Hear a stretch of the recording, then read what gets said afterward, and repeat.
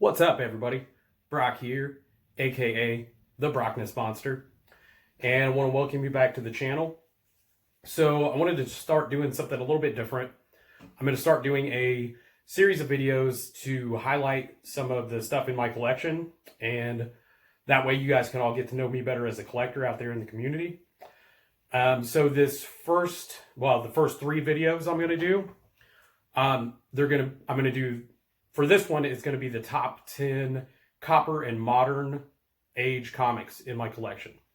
Now, the criteria for this was nothing really specific, just stuff that I personally like, key issues, first appearances, value played a part in it, maybe it's a cover I like, things like that. Before I get into the top 10 list, though, I want to do my shout out. Actually, it's going to be a twofer this time. So the first shout out I'm going to do is for Slotted Up 503. So Slotted Up 503 just recently started his channel, and I think he's around right around 50 subscribers, I think. And he's doing mystery boxes, and I think I've seen some haul videos on there. So I will link Slotted Up 503 down below. Go check him out, give him a sub, check out his videos, welcome him into the community. The other shout out I'm going to do is actually Aynimalyi Comics. So Aynimalyi Comics is somebody that I've seen a lot in the live chats and comments, and he's commented on my videos, and I've seen him in some of the live streams and stuff. So Aynimalyi Comics is now doing his own videos, I guess. He dropped his first video just this week, I believe. Check that out. He did a Comic Vantage box, and then he showed off a couple things he picked up from actually a couple community members. So that's really cool. He's out there supporting community members, picking up some cool stuff. So check out Aynimalyi Comics. We're going to go ahead and get into this top 10 list. So this is top 10 copper and modern age issues. So we will start with number 10. We got Avengers Annual 10. So I'm sure everybody knows by now, this is the first appearance of Rogue from the X-Men. And this is a newsstand copy, so that's cool. It's not like super high grade. The only reason that I put this at number 10 and I didn't put it higher was because it's a personal pet peeve of mine when there's a first appearance and, you know, they're like nowhere on the cover, which I know it's not something that they can necessarily help, but that's why it's at number 10. And I mean, it's not a bad cover, but it's kind of a typical like annual cover. Like you got multiple stories going on in one issue.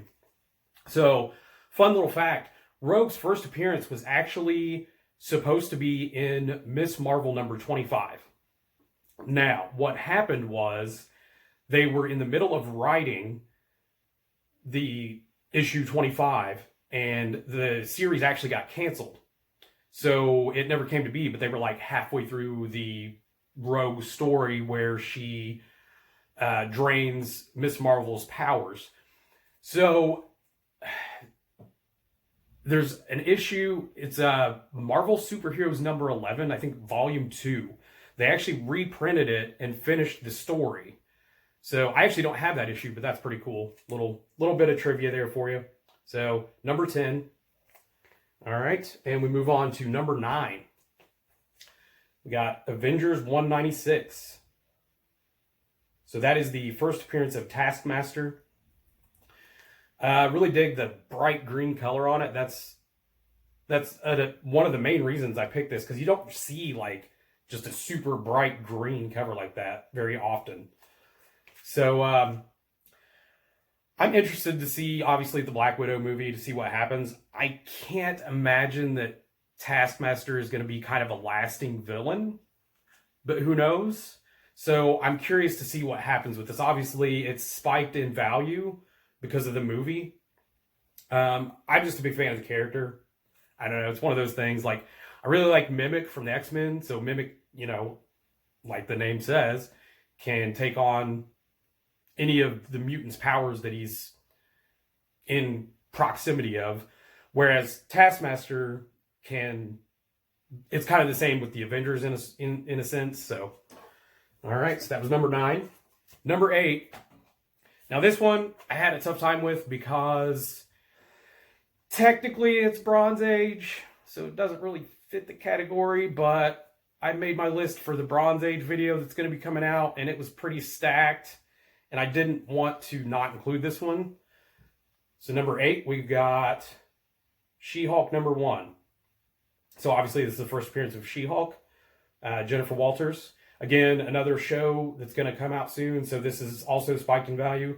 Another newsstand copy. This is a pretty high grade. I actually, I got in on Volume 1 She-Hulk right about the right time.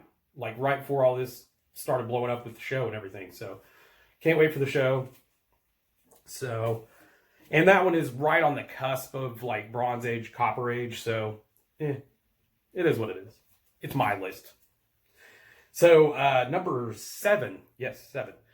We have The Amazing Spider-Man 238. So that is the first appearance of the Hobgoblin. And, you know, Spidey villains, you can't go wrong. And they have not done anything with Hobgoblin in the movies or anything. So, awesome issue. And actually, this one would be higher on the list for me, except this does not have the infamous tattoos, which I don't really care about that. But either way, other than that, it's a pretty, I mean, it's not a low grade, but it's definitely not a high grade either. But I'm just super happy to have it in the collection. So, and we move on to number 6. We've got Wolverine number 1 from the Volume 1 miniseries, 4-part miniseries by Frank Miller. And, I mean, just an absolutely iconic cover. Can't really go wrong. I have the whole miniseries. Not crazy high grade, but, you know, again, I have it. I'm happy I have it. And out of the 4 issues, this is the only one I have that's not a newsstand. Again, not something I really care about either way, but I guess for aesthetic purposes, because it's a miniseries, I don't know, maybe sometime I'll try to get a newsstand copy. All right, and well, I totally forgot what number we were on.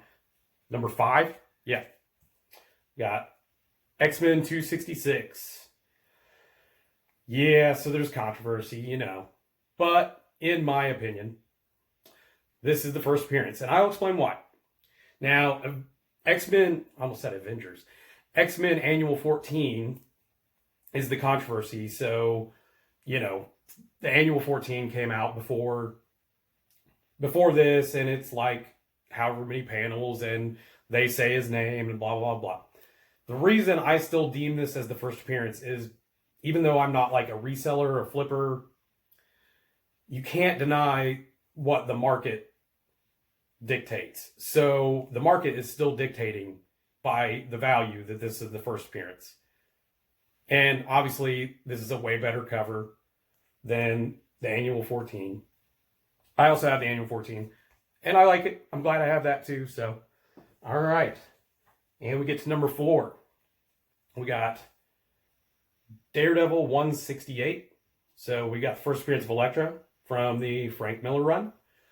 This was actually a more recent pickup, so it was a little pricier, but it's also newsstand for all you newsstand direct people. And little fun fact, Elektra is actually spelled wrong on the cover. So it's not actually spelled CK or whatever. So there we go. First appearance of Elektra. And next one. So this is number 3. We've got Incredible Hulk 340. Iconic Todd McFarlane cover, has been homaged many times. And the reason, other than what it is, the reason this is so high on my personal list is because when I was a kid and first getting into collecting, the local comic shop that existed at that time did a giveaway for, it was like they were doing a, you know, like they were open for 6 years or whatever, and they did a giveaway of this book. So, and I actually won it as a kid. It's not this exact copy. I don't have the copy I had when I was a kid, but But yeah, so this has kind of like a little, I guess, sentimental type thing for me. Amazing cover, you know, you can't go wrong. Hulk and Wolverine. Number 2 on the list. I mean, it really needs no explanation. It's the first appearance of Carnage in a newsstand. Can't go wrong. This is actually a pretty decent high grade. Just gonna throw a guess of saying 9.2, 9.4, somewhere around there. What's really cool about this was I got this a while ago for $10.